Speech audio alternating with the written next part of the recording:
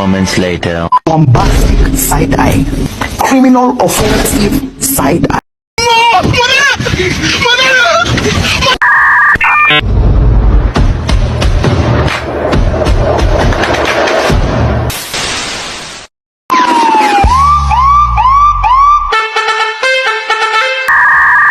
Assalamualaikum warahmatullahi wabarakatuh.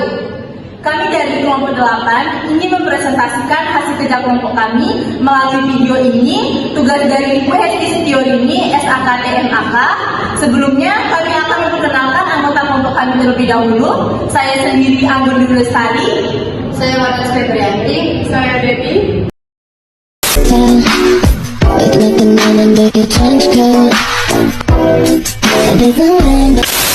Baiklah, di sini kami akan menjelaskan materi tentang investasi pada instrumen ekuitas.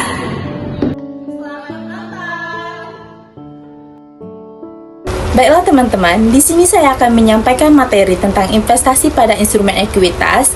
Yang pertama, ada karakteristik dan metode atas investasi pada instrumen ekuitas. Menurut PSAK 50 tentang instrumen keuangan, instrumen ekuitas adalah setiap kontrak yang memberikan hak residual atau aset suatu entitas setelah dikurangi dengan seluruh liabilitasnya. Investasi pada instrumen ekuitas mencerminkan kepemilikan atas saham yang diterbitkan oleh entitas lain. Pihak yang memperoleh kepemilikan saham disebut dengan investor, sedangkan pihak yang menerbitkan saham disebut dengan investee. Selanjutnya, yang kedua yaitu ada perbedaan investasi antara instrumen utang dengan instrumen ekuitas. Yang pertama, ada investasi pada instrumen utang, yaitu hak investor hanya sebatas pada penerimaan bunga dan pengembalian pokok utang. Sedangkan investasi pada instrumen ekuitas, hak investor tidak hanya sebatas penerimaan dividen dan sisa kekayaan hasil likuiditas, tetapi hak suara yang dimiliki oleh investor memungkinkan investor mempengaruhi atau mengendalikan keputusan atau kebijakan pada PT tersebut. Materi selanjutnya yaitu metode akuntansi atas investasi pada instrumen ekuitas. Terdapat dua metode, yaitu yang pertama, ada metode biaya atau nilai wajar. Dalam PSAK 21 menyebutkan aset keuangan berupa investasi pada instrumen ekuitas harus diukur pada nilai wajar. Sedangkan metode biaya, nilai wajar dapat digunakan oleh entitas induk atas pencatatan investasi pada entitas anak pada laporan keuangan tersendiri, sebelum dilakukan konsolidasi atas laporan keuangan. Pada metode biaya, investasi pada awalnya diakui sebesar biaya perolehannya. Setelah pengakuan awal, investasi tetap diukur pada biaya perolehannya. Pada nilai investasi dengan metode biaya hanya akan berubah jika ditambah, dijual atau mengalami penurunan nilai. Metode yang kedua yaitu metode ekuitas. Pada metode ekuitas, investasi pada awalnya diakui sebesar biaya perolehannya, namun selanjutnya diukur dan disajikan sesuai dengan nilai ekuitas entitas asosiasi secara proporsional.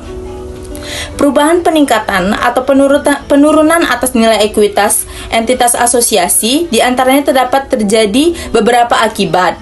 Yang pertama yaitu pengakuan laba atau rugi neto entitas asosiasi mengalami peningkatan atau penurunan. Yang kedua yaitu pembagian dividen oleh entitas asosiasi mengalami penurunan. Yang ketiga, pengakuan penghasilan komprehensif lain oleh entitas asosiasi mengalami peningkatan atau penurunan. Baiklah, di sini saya akan melanjutkan pemateri selanjutnya, yaitu alokasi selisih atas biaya perolehan PSAK 15. Menyatakan bahwa pada saat perolehan investasi dengan bagian entitas atas nilai wajar neto, aset dan liabilitas teridentifikasi dari investasi dicatat dengan cara sebagai berikut. Yang pertama yaitu goodwill yang terkait dengan entitas asosiasi termasuk dalam jumlah tercatat investasi. Amortisasi goodwill tersebut tidak dipergunakan. Yang kedua, setiap selisih lebih bagian entitas atas nilai wajar aset neto dan liabilitas teridentifikasi dalam diri investasi terhadap biaya perolehan investasi dimasukkan sebagai penghasilan dalam menentukan bagian entitas laba rugi, entitas asosiasi atau ventura bersama pada periode investasi yang diperoleh.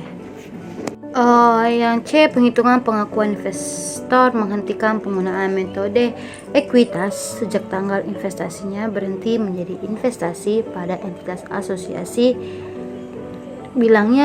hilangnya pengaruh signifikan, yaitu ketika 1. Investasi menjadi investasi pada anak perusahaan, maka investor mencatat investasinya sesuai dengan PSAK 22 dan PSAK 65. 2. Menjual sebagai investasinya dan sisa kepentingan dalam entitas asosiasi merupakan aset keuangan pada investor, mengukur sisa kepentingan tersebut pada nilai wajar sesuai PSAK 71. Investor mengakui dalam laba rugi selisih apapun antara yang satu yaitu nilai wajar sisa kepentingan apapun dan hasil apapun dari pelepasan sebagai kepentingan pada entitas asosiasi atau ventura bersama. Yang kedua yaitu jumlah tercatat investasi pada tanggal penggunaan metode ekuitas dihentikan. Selanjutnya ada D, penyajian dan pengungkapan. 1. Pada metode ekuitas, investasi disajikan pada nilai tercatatnya. Yang kedua yaitu bagian laba atas entitas asosiasi disajikan di laporan laba rugi dalam pos tersendiri. Pengungkapkannya disyaratkan PSAK 67, mengungkapkan kepentingan dalam entitas lain terkait investasi pada entitas asosiasi adalah untuk setiap entitas asosiasi yang material yang bagi entitas pelaporan. 1. Nama pengaturan bersama atau entitas asosiasi. Yang kedua, sifat hubungan entitas dengan pengaturan bersama atau entitas asosiasi. Yang ketiga, lokasi utama kegiatan usaha pengaturan bersama atau entitas asosiasi. Yang keempat, profesi bagian kepentingan atau penyertaan modal yang dimiliki oleh entitas, dan jika berada proporsi hak suara yang dimiliki jika dapat diterapkan. Baiklah, di sini saya akan melanjutkan presentasi dari pemateri yang kedua, yaitu tentang isu lain seputar metode ekuitas, yaitu nilai tercatat investasi negatif pada metode ekuitas. Nilai tercatat investasi pada entitas asosiasi tidak boleh negatif akibat pengakuan bagian rugi entitas asosiasi.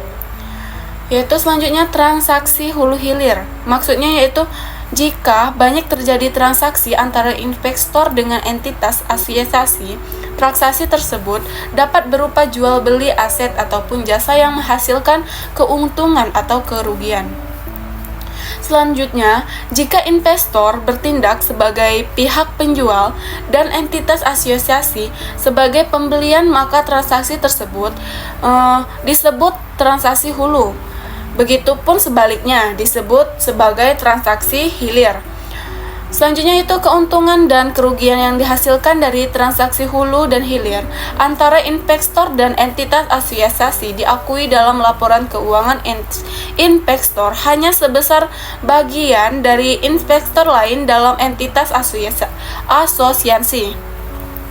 Selanjutnya itu bagian investor atas keuntungan atau kerugian entitas asosiasi yang dihasilkan dari transaksi tersebut dieliminasi.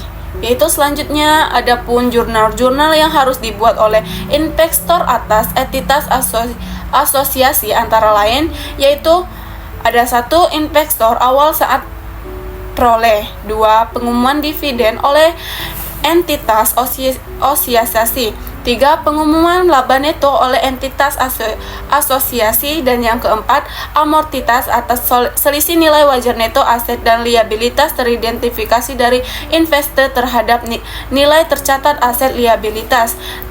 Selanjutnya yang kelima, transaksi hulu hilir. Dan yang keenam, penurunan nilai. Dan yang ketujuh atau yang terakhir, penghasilan komprehensi investor. Baiklah, sekian presentasi dari saya. Itulah tadi hasil presentasi dari kelompok kami. Kami akhiri. Wassalamualaikum warahmatullahi wabarakatuh. Makasih guys. Love you. Love you.